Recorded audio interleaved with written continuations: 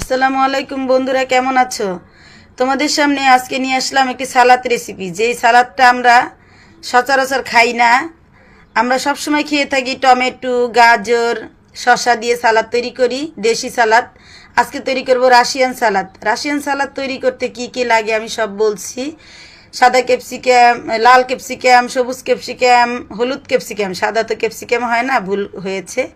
এবারে তৈরি করব, এর সাথে গাজর দিতে হবে, আলু দিতে হবে, তারপর আঙ্গুর দিতে হবে, আপেল দিতে হবে, এ টু জেড অনেক কিছু সবজি দিয়ে এবং ফল দিয়ে এই সালাদটা তৈরি করতে হয়।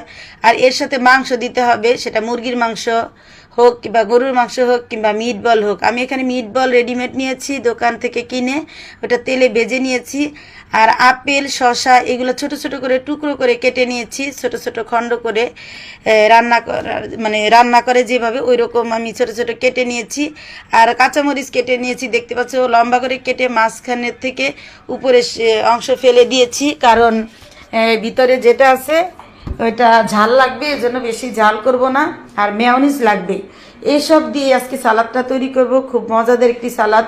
তোমরা ভাতের সাথে খেতে পারো, তোমরা পোলাওয়ের সাথে খেতে পারো, তোমরা শুধু শুধু বাটিতে নিয়ে খেতে পারো। খুব মজার একটি সালাদ, আমার খুব ভালো লাগছে, এজন্য তৈরি করছি সালাদটি। এবং ভাবলাম রাশিয়ান সালাদ যেহেতু, বন্ধুদের সাথে একটু শেয়ার করি। এখানে আমি এবার পুরোটা যা যা কেটে নিয়েছি সব এখানে আমি একটা বোলের মধ্যে নিব, মেখে নিব। দেখতেই পাচ্ছ এখানে যে আমি কেটে নিয়েছি এগুলোই আমি দিয়ে দিব এখন।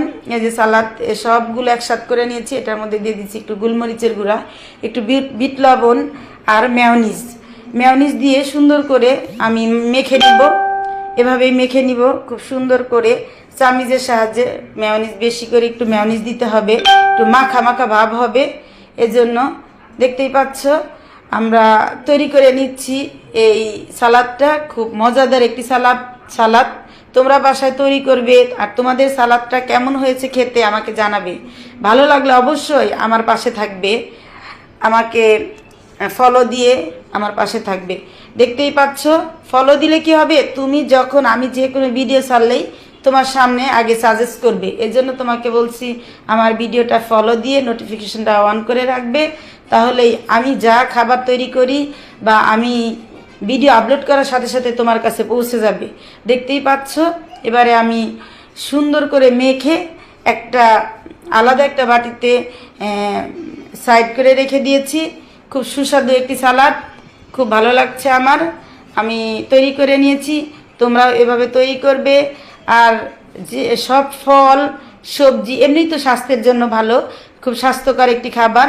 এই খাবারটা সচরাচর খাওয়া যায় না, মানে এটা থাকলে ওটা থাকে না, ওটা থাকলে এটা থাকে না। এই জন্যই আমরা যখন এই সালাদটা তৈরি করব, এই মানে ফলের মধ্যে 2টা ফল হইলেই চলবে। আর গাজর, আলু এগুলো তো শর্করা খাদ্য, সবসময় এগুলো পাওয়া যায়। আল্লাহ।